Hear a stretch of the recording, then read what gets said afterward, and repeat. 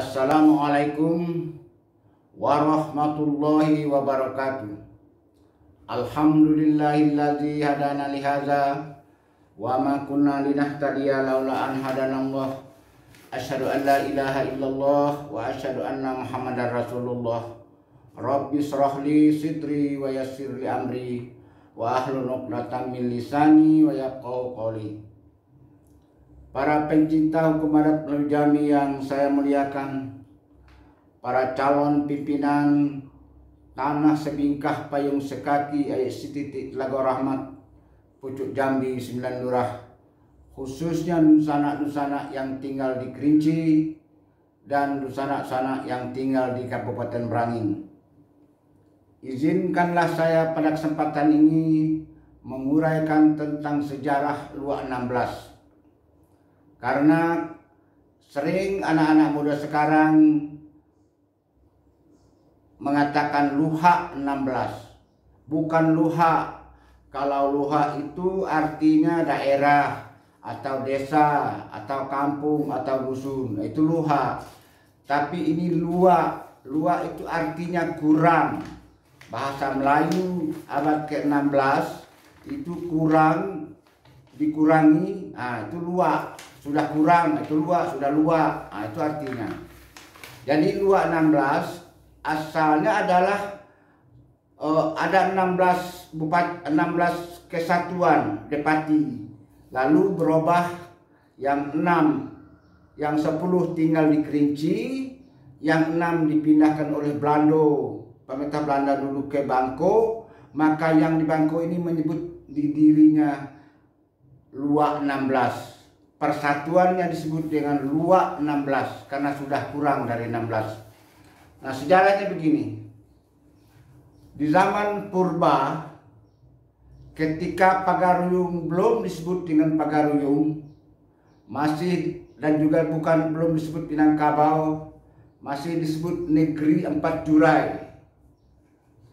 Ketika karena ada sejarahnya, sejarah Raja Tigo Silo datang, akhirnya dari Gunung Merapi itu datanglah, nampaklah awan berjurai 4. Maka negeri ini disebut dengan Negeri Empat Jurai. Kita tidak membicarakan itu ya. Nah, ketika Pagaruyung masih disebut dengan Negeri Empat Jurai, Palembang belum bernama Palembang, masih disebut Selebar Daun, Bengkulu belum bernama Bengkulu, masih disebut dengan Limau Mipis, Rejang Lebong belum bernama Rejang Lebong, masih disebut dengan daerah Pinang Belari. Kemudian juga Muko-Muko belum disebut dengan Muko-Muko, tapi disebut dengan Teluk Air Manis. Nah, ketika itu Kerinci Purba diperintah oleh 9 Sigindo. Ada 9 orang-orang sakti, orang-orang keramat yang menjadi rajo. 9 dengan membagi 9 wilayah. 9 ini bersatu satu sama lainnya, saling duduk sama rendah, tegak sama tinggi. Nah, oleh karena itu mereka menyebut dirinya Uni Sigindo. Uni Sigindo ini bersatu dalam kesatuan yang disebut mereka Sakti Alam Kerinci. Jadi daerah Kerinci rendah, Kerinci tinggi, secucur air seguling batu, 9 Sigindo yang berkuasa. Duduk sama rendah, tegak sama tinggi, saling bersatu, saling membantu dan saling mempunyai wilayah masing-masing dan tidak mengganggu satu sama lain. Mereka bersatu. Nah, 9 Sigindo ini itu entah dari zaman berapa dimulai kita tidak tahu, tapi baru tercatat oleh sejarah itu di sekitar 1950 Masehi. Kenapa? Karena setelah Sigindo ini hingga 9 ini yaitu Sigindo Elok Misai di Sungai Tenang, si Kota Tapus, Sigindo Balak di Serampas Tanjung Kasri, Sigindo Batinting di Pulau Sangkar, Sigindo Bau di Morosekia Temiai, kemudian Sigindo Kuning di Sleman. Lalu ke-6 Sigindo Kumbang di Jujun, 7 Sigindo Teras di Pengasi, 8 Sigindo Panjang di Rawang, dan ke-9 Sigindo Sakti di ujung Tanjung Morosekiau. Nah ini mula-mula Sigindo, lama-lama gelar Sigindo ini berubah oleh mereka. Entah siapa yang memulai, tapi ada yang mengatakan anak dari Sigindo Balak yang disebut dengan Bujang Pelembang. Nah dia sebut jangan lebih gelar kita Sigindo, tapi mulai hari ini kita bergelar Pemuncak. Sehingga 9 ini bergelar Pemuncak. Nah begitulah ceritanya. Tetapi ketika Adik Tuarman menjadi Raja Pagaruyung, mula-mula di Mesraya, karena dia tidak mau lagi tunduk kepada Jawa, tidak mau membayar pakasan upeti berupa pakasan pacet dan keluang ke Jawa, lalu dia pindahkan pusat kerajaan dari Damasraya ke Batu Sangkar. Nah di sana dia kawin dengan Putri Jemilan. Singkat cerita, akhirnya kota Batu Sangkar ini menjadi Pagaruyung. Maka daerah Minangkabau disebutlah dengan Pagaruyung. Nah, begitulah kisahnya. Nah, ketika dia kawin di Minangkabau ini, dia sudah tua, sudah berumur 52 tahun dia datang dari Jawa. Dia tidak mengerti adat Minang, sehingga segala apa yang diperintahkan kepada rakyat dengan bahasa Minang itu dia tidak paham, karena dia besar di Jawa, bahasa Jawa, adat Jawa, dia tidak paham. Lalu disuruhnya istrinya Putri Jemilan atau Parbasuri Rajo tadi. Nah Putri Jemilan inilah yang pergi ke daerah-daerah masing-masing di daerah Minangkabau ini dan di bawah kerajaan yang di daerah yang di kerajaan dari Pagaruyung, bawah pemerintahan Adik Tuarman. Maka Putri Jemilan atau istri dari Raja Adik Tuarman ini disebut oleh orang Minang dengan Bundo Kandung, gitu. Jadi tidak ada Raja Bundo Kandung, betul tidak ada. Tapi tokoh Bundo Kandung itu adalah Putri Jemilan itu sendiri karena permaisuri dari Raja. Nah, ketika itulah mereka ini datang. Adik Tuarman ini berkunjung ke Kerinci. Menurut sejarah yang saya catat, Adik Tuarman ini sampai di Kerinci, tepatnya di Pengasi, itu pada hari Kamis, tanggal 15 Januari 1350, atau hari Khamis, tanggal 27 Syawal tahun 750 Masehi, Hijriah. Nah, dia datang ke Kerinci. Ketika itu wilayah Kerinci yang tadinya 9 Pemuncak, 9 Sigindo yang berubah menjadi 9 Pemuncak itu dimekarkannya. Dijadikannya 11. Artinya 9 ditambahnya 3. Karena daerah Rawang itu luas, hamparan tanah Rawang itu luas sekali. Nah, maka ada yang dibekarkannya. Sehingga waktu itu terkenallah dengan nama para pemuncak tadi, digantinya gelarnya dengan Depati. Jadi gelar Sigindo, gelar pemuncak oleh Raja Adik Tuarman digantinya dengan gelar Depati. Depati itu artinya Raja Mudo. Kan kalau Raja kan Adik Tuarman Raja Suwarna Bumi. Jadi tidak boleh banyak Raja. Kalau Raja Mudo boleh-boleh saja. Nah kira-kira itulah alasan barangkali ya. Nah sehingga gelar Pemuncak tadi diganti oleh Tuarman dengan Depati. Depati ini mereka mengambil contoh di daerah Jawa. Adipati, Raja Mudo kalau di Jawa. Maka dia bergelarlah Depati. Dia maksudkan artinya Raja Mudo. Nah pada saat itulah timbul 11 Depati yang ada di Kerinci, wilayah Kerinci ini, yang di bawah payung Pagaruyung. Walaupun Kerinci disebut dengan kerajaan Pagaruyung, tapi raja tidak pernah memerintah, hanya raja lambang saja. Segala kekuasaan mengenai tanah, mengenai hukum, kalau ada membunuh, kalau ada orang mencuri, yang mengadili ya rakyat masing-masing saja. Hukum adat hukum adat yang ada di Kerinci rendah, Kerinci tinggi, secur ayam seguling batu. Nah itu. Ketika itulah timbul istilah 4 di atas. Di atas itu di hulu. Maksudnya itu 4 di hulu. Yang mana 4 di hulu itu? Nah, yaitu Depati Kepala Sembah Kota Tua Semuruk. Yang kedua Depati Mudo Terawang Lidah di Rawang. Yang ketiga Depati yang Tunggal di Hiang. Yang keempat Depati Biang Sari di Pengasi. Ini Depati 4 di atas atau 4 di hulu. Kemudian ada lagi yang disebut Depati Tigo di Baru. Di Baru itu di bawah. Maksudnya di hilir. 1 Depati Moro Langkap Temiai. Yang kedua Depati 7 di Sleman. Yang ketiga Depati Taruh Bumi di Penawar. Nah, ini Depati Tigo di Baru. Di samping itu ada yang disebut dengan Pamuncak dan Pembarap. Nah, Pamuncak dan Pembarap ini adalah Depati 1000 Mi Putih di Tanjung Kasri, Kota Tapus, Serapas, Tanjung Kasri. Itu Depati 1000 Mi Putih namanya. Kemudian Depati Sri Manggalo Pamuncak Alam, Sungai Tenang, kedudukannya di Kota Tapus. Kemudian ada lagi Depati Mangkuyudo di Pembarap. Nah, jadi baru 11.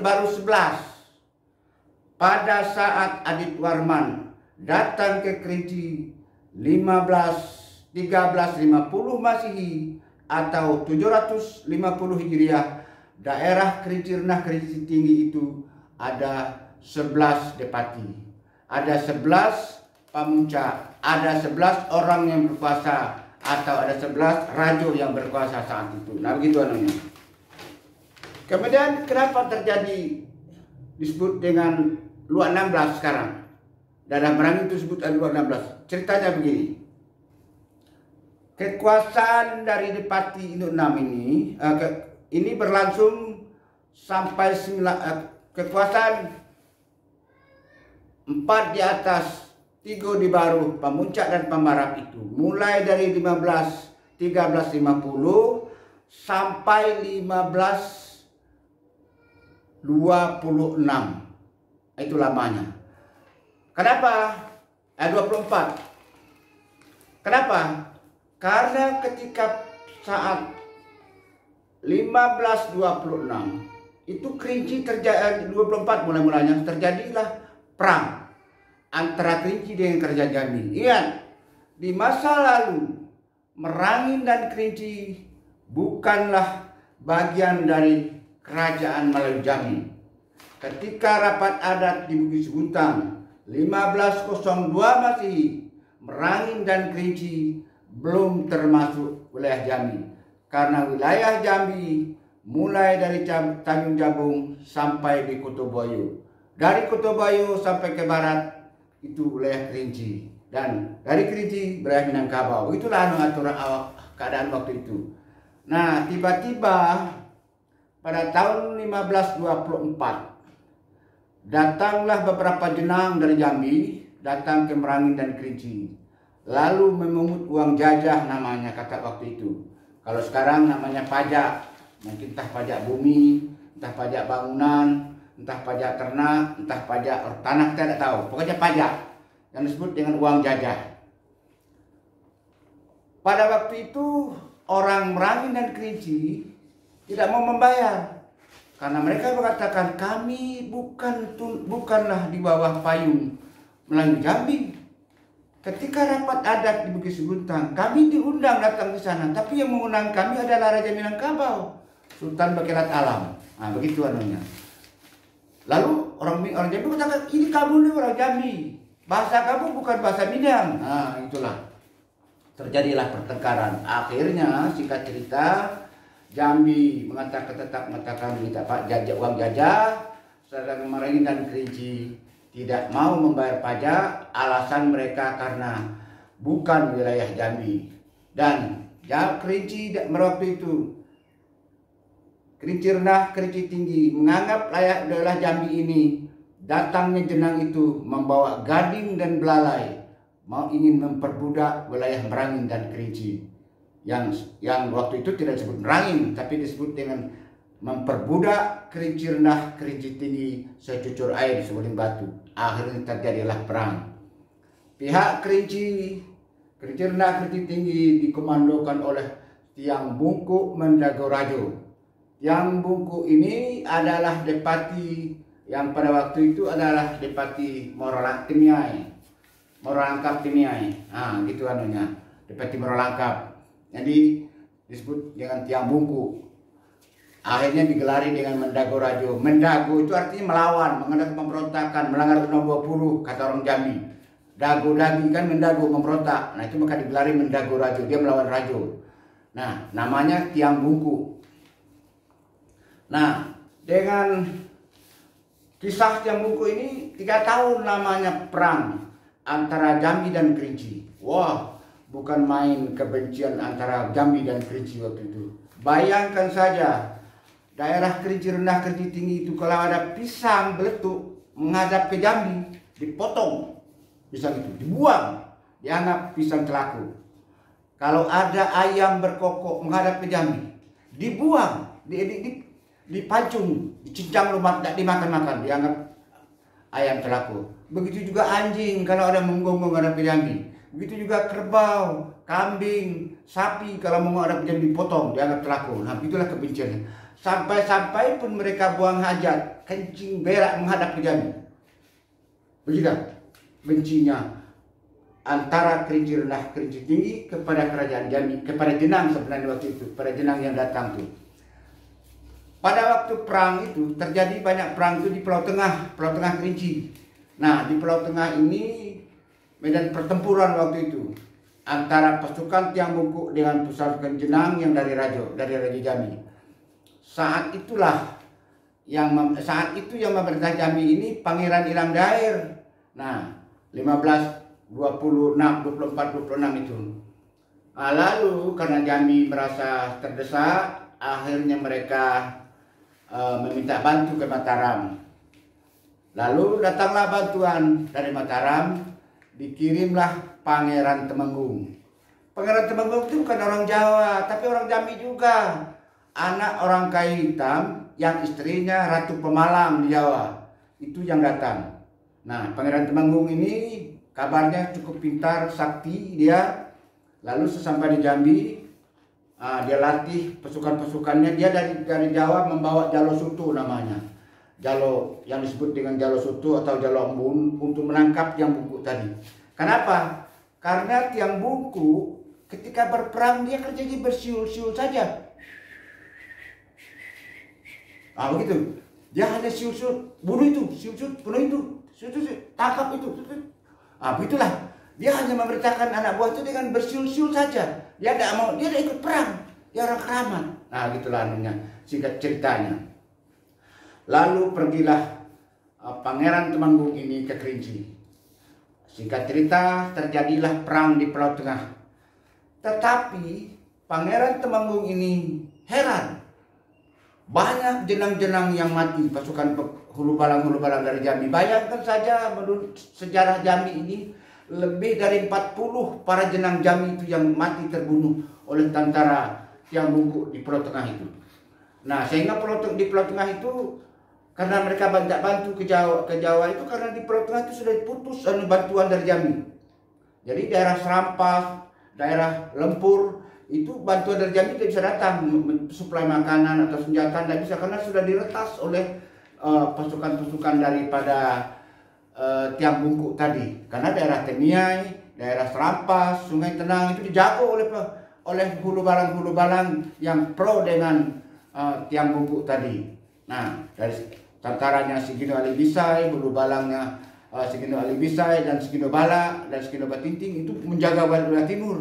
Nah, sehingga suplai makanan dari Jambi terputus. Nah, itulah sebab maka Pangeran Ilang Daer waktu itu minta bantu ke Mataram, datanglah Pangeran Temenggung tadi. Singkat cerita, terjadi perang di Pulau Tengah. Pangeran Temenggung ini hampir kehabisan akal ya, karena melihat Tiang Bungku itu tidak keluar dari pondoknya. Dia bersiul-siul aja dari pondoknya. Ini sana, situ bersiul lagi ke sana. Nah gitu aja.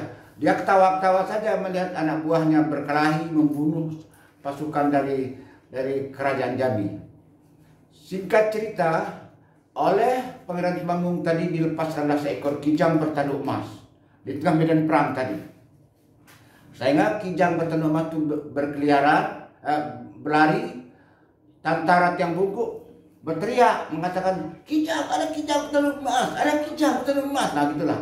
Mendengar suara itu, tiang bungkuk lalu keluar dari pondoknya. Dilihat memang betul ada kijang bertanduk emas tadi. Lalu ditangkap, lalu ditangkapnya. Nah, ketika dia membunuh kijang bertanduk emas ini, karena dia ingin mengambil tanduknya dari tanduk emasnya itu, ketika itulah Jalosuto yang dibawa oleh Pangeran Tumenggung tadi dari Jawa lalu dihamburkan kepada tiang bungkuk. Nah, Jalosuto itu lalu meringkus tiang bungkuk tadi dengan Jalosuto, lalu diikat dengan Jalosuto itu. Menurut cerita, Jalosuto itu terbuat dari besi angkus 9 bisu.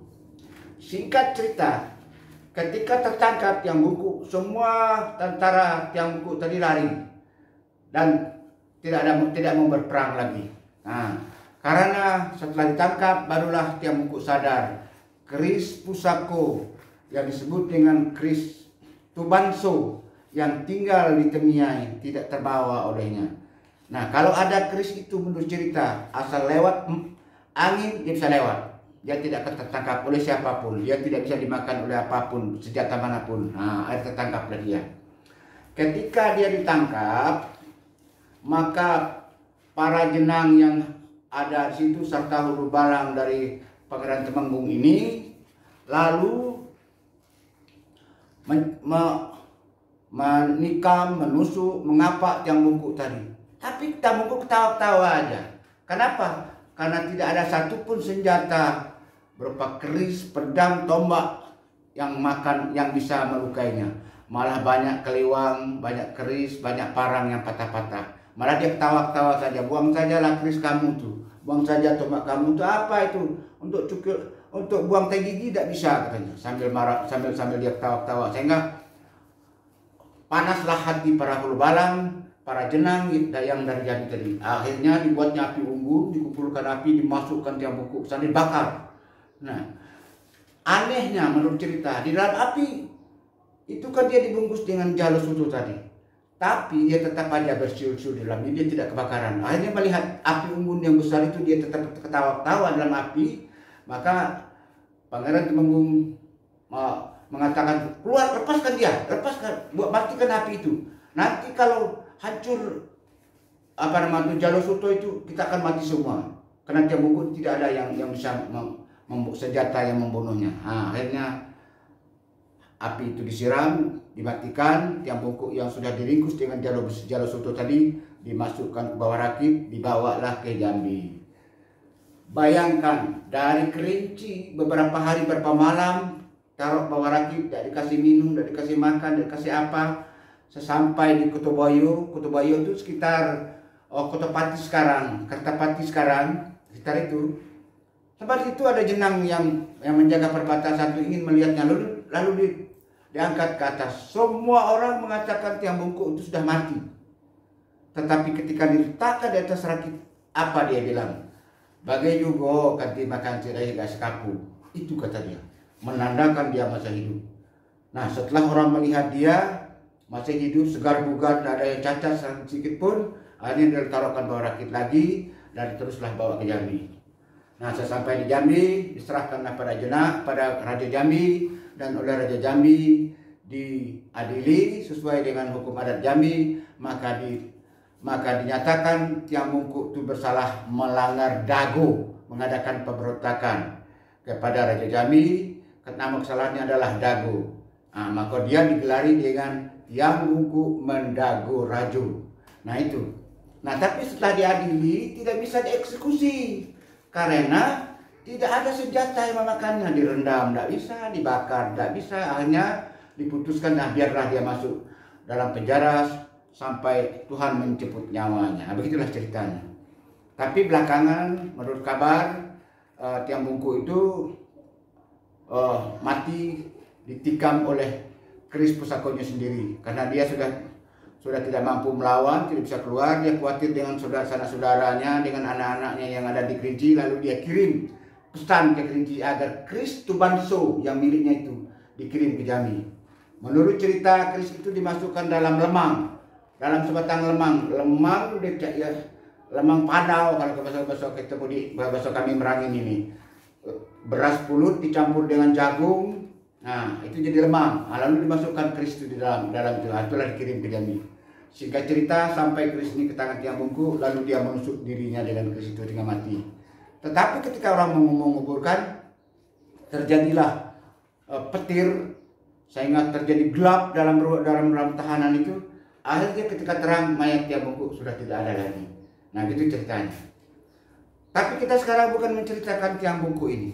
Sekarang kita menceritakan 216. Ketika Tiang Bungku telah meninggal, untuk menghargai jasa daripada Pangeran Temenggung yang bisa mengamankan Kerinci, rendah Kerinci tinggi, maka dia ditunjuk menjadi Rajo Pucuk Jambi.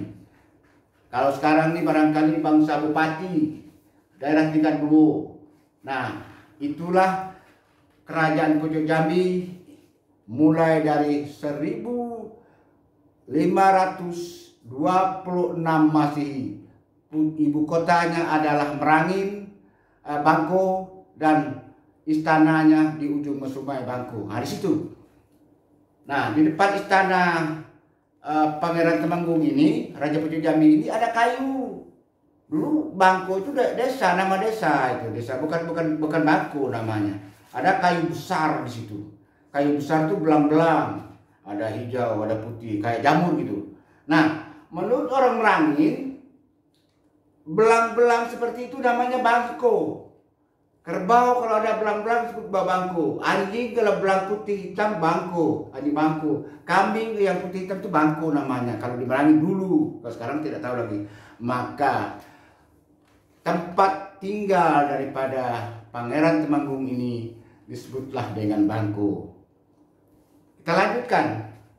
Ketika Merangin, ketika Kerinci rendah Kerinci tinggi ini menjadi kerajaan Pucuk Jambi yang pusatnya di Bangko, maka otomatis hukum adat Jambi yang disebut dengan Taliti berlaku di daerah Kerinci.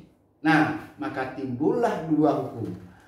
Orang Kerinci rendah Kerinci tinggi sudah biasa memakai hukum yang datang dari Minangkabau yang disebut oleh orang Jambi dengan undang. Padahal orang Minang tidak disebut undang, hukum adat saja. Karena saya waktu mengadakan penelitian tidak ada dikatakan bahwa hukum adat Minang tersebut undang, tidak. Cuman orang Jambi mengatakan hukum adat Minang itu undang. Nah, terjadilah dualisme. Ada hukum yang Minangkabau, ada hukum yang dari Jambi. Dualisme ini perlu diakhiri, maka diadakanlah oleh Pangeran Temenggung tadi rapat adat. Dilaporkan kepada Raja Jambi. Raja Jambi mengizinkan untuk rapat adat di Bukit Senjarot Kerinci. Terjadilah pada tahun 1530 Masehi. Di Kerinci lah dipadukan undang dengan teliti tadi. Sehingga sekarang hukum adat bersendisara itu kita tidak tahu lagi yang mana dari teliti, yang mana dari undang. Karena sudah dipadukan, sudah diaduk menjadi satu. Kita tidak bisa membedakan yang mana teliti, yang mana undang. Itulah hukum adat bersendisara yang ada sekarang, berlaku untuk seluruh Jambi. Bukan tiap kampung, bukan berbeda-beda tiap kampung, tiap kabupaten, tidak. Karena ini putusan Rajo. Karena dulu yang ada adalah Kerajaan Melayu Jambi.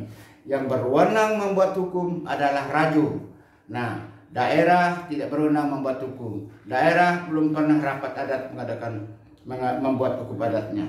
Nah, memang ketika rapat adat di Bukit Senjarot Kerinci, itu Raja Jambi tidak hadir, tapi mewakilkan kepada Pangeran Temenggung. Waktu itu hadir Raja Demang Selbantau di Palembang.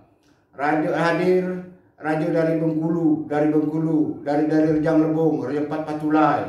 Hadir Tuanku Hitam Indopuro dari Sultan Ilu Manis.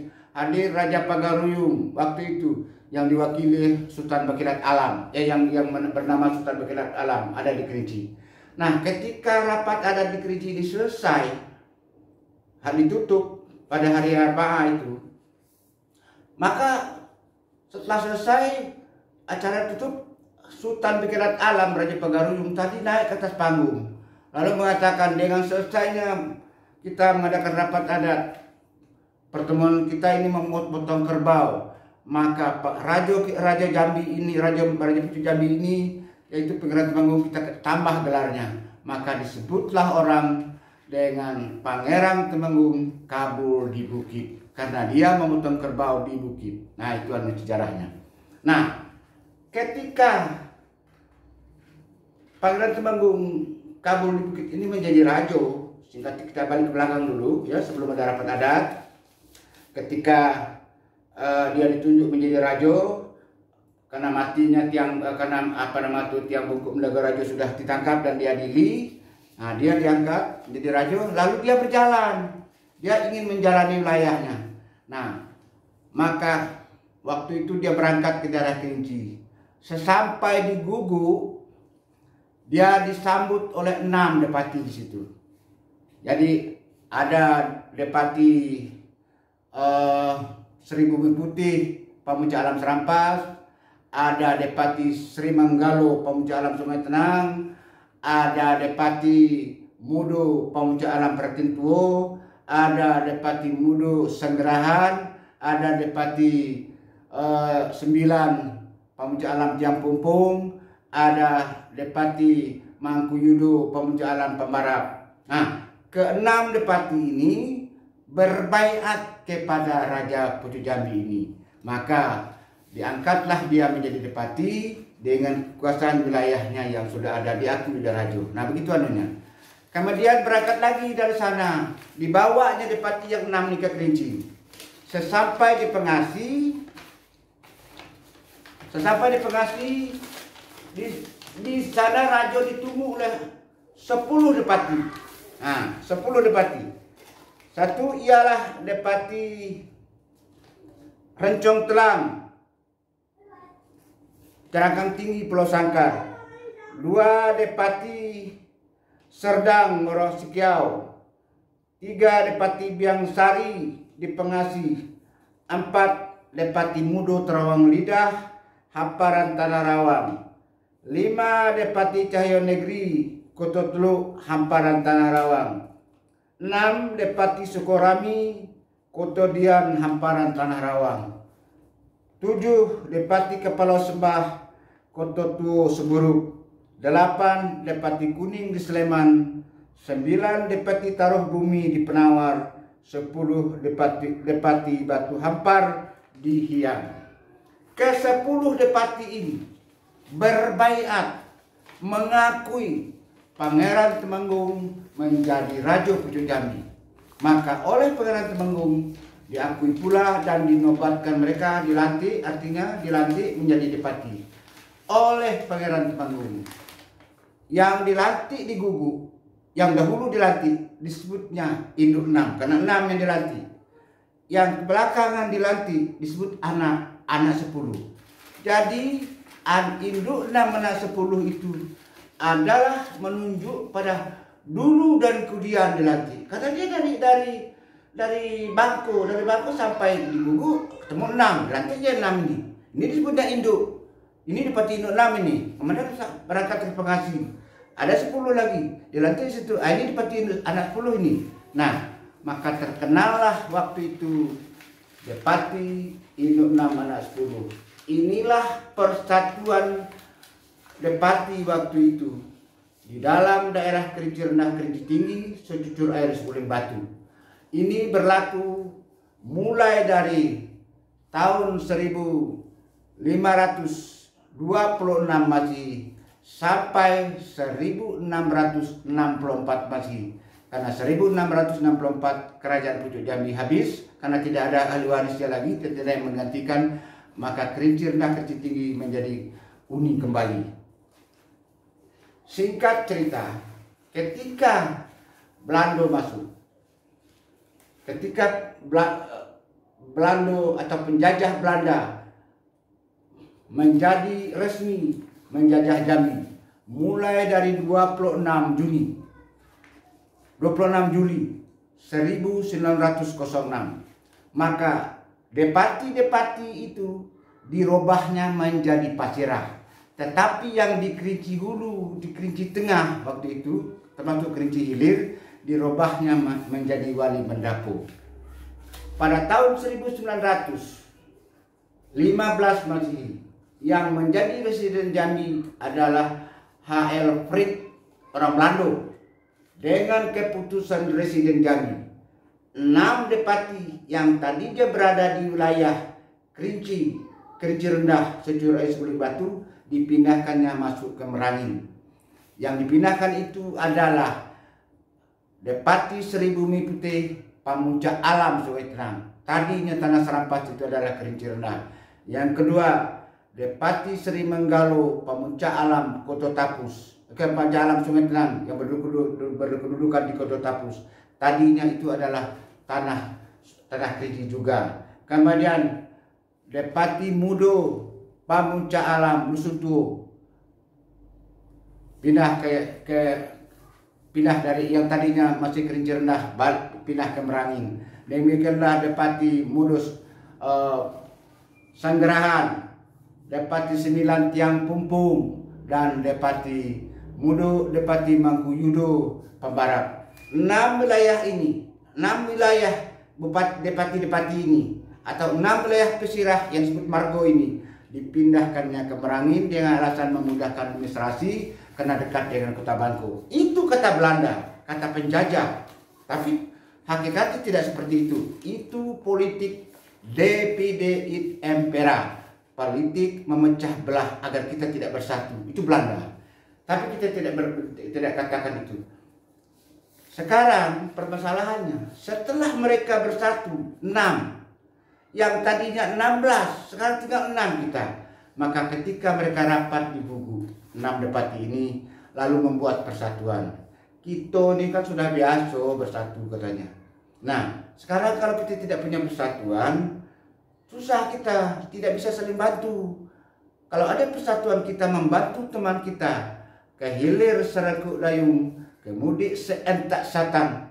Kalau ada musuh yang datang, sama-sama kita beraja tunjuk berketuk-ketuk. Bagaimana kalau tidak ada persatuan? Nah, singkat cerita, maka dia buatlah persatuan yang disebut dengan Luak 16. Lalu kita lihat apa itu Luak 16? Karena dulu kita ini adalah 16 Depati, tapi sekarang sudah kurang dari 16, sudah luak dari 16, maka kita sebut Luak 16. Nah, itulah dia Luak 16. 6 buah margo atau 6 Depati tadinya menjadi 6 pesirah. Sekarang tinggal kita melanjutkan persatuan Luak 16 ini. Luak 16 bukan Luak 16. Supaya yang muda-muda lebih tahu. Itu maksud saya menguraikan di sini. Jadi, jangan Anda mengatakan Kerinci itu tidak ada hubungan dengan Merangin. Serampas tidak ada hubungan dengan Kerinci. Murasiau tidak ada hubungan Kerinci. Keliru. Kita dulu Kerinci Rendah. Yang memisahkan kita adalah penjajah Belanda. Dengan keputusan Residen Jambi mengambil tanah Kerinci dijadikan wilayah tanah Merangin. Itu. Jadi bukan luha, itu bukan luak. Kalau luak daerah, dosa desa, tapi kalau luak kurang. Jadi Luak 16 suatu daerah yang telah kurang dari 16. Barangkali itu saja yang dapat saya sampaikan saat ini. Semoga pencinta hukum adat mengetahui hal-hal yang seperti ini. Kalau kita tidak kembali kepada sejarah, tentu kita akan banyak hal-hal yang tertinggal dan tidak kita ketahui. Sudah saya paparkan segalonan dapet, sebaris tak lupa setitik tak hilang. Kalau ado nan talindung di balik daun, tinggal di hunut bakal lamu, bukan memelau paneh dilekuk, bukan bakuak mandi bakumpai, kok kurang suko ditukuk, kok hapat suko diturang, kok bungkuk suko dilurus benar, suko diulih panjang di kampung liba, alam terkembang menyudahi, tamat kaji kitab dilingkup, tamat gayung pedang diletak, hikayat habis sing kita sudah sah samo balunyo, batal samo kita ampang, yang tinggal untuk nan pandai. Titik air bisa bertaut, orang sekapal jadi terbenung, dalam kelam iluk berlampu. Nan setitik jadikan laut, nan sekepal jadikan gunung, alam terkembang jadi guru. Balam terbang ke muka pintu, padi sulit apa dimakan, alam terkembang jadi guru. bumi dan langit ada di dalam. Segala yang benar apa yang saya katakan tadi dari Allah yang Maha Kuasa. Yang salah adalah dari Muhtar Agus Khalid Besa. Mohon maaf kalau ada yang tersinggung. Maksud tidak menyakiti hati, tapi sekedar memaparkan apa yang saya dapat. Saya akhiri. Assalamualaikum warahmatullahi wabarakatuh.